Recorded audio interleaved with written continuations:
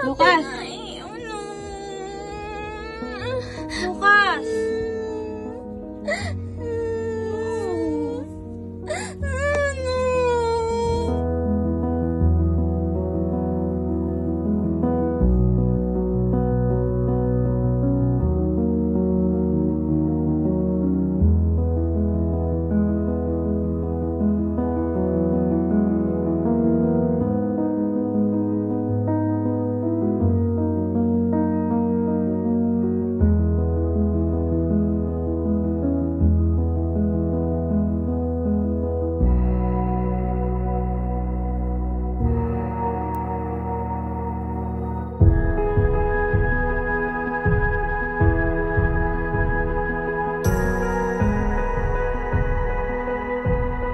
Para ang bilis lang po ng pangyayari.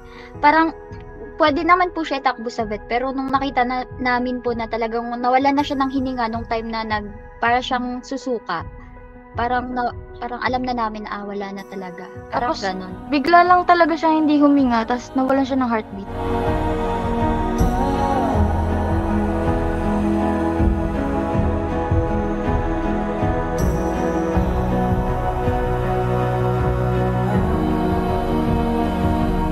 Nung time na yun, nag-search po ako nung paano mag-CPR ng pet eh. Tapos po, tinignan nga namin kung may heartbeat siya. Tapos parang mga 5 minutes yun, chine-check namin kung magkakaroon siya ng heartbeat. Hindi talaga eh. Hindi talaga. Tapos, para ako na-shock. Tapos siya, hindi Parang naano ko na wala na si Lucas. Parang ganun.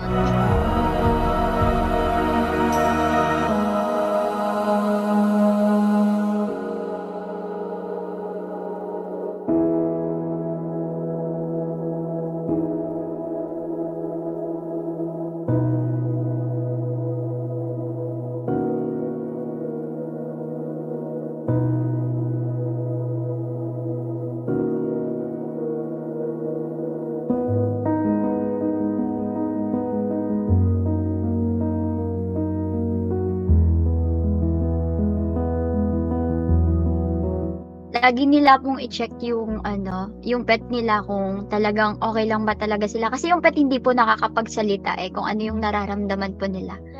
Sila yung type ng pet na hindi mo talaga makikita if may dinaramdam sila kasi parang malihim sila, hindi mo makikita sa galaw.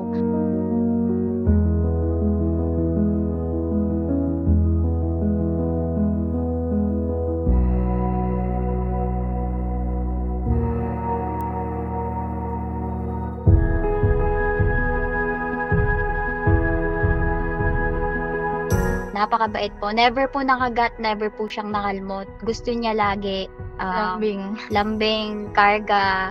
Papakarga talaga siya. Oo. Para siyang para Para siyang siyang bata. tao. Oo, para siyang bata. Ganon. Tapos di siya maiwan.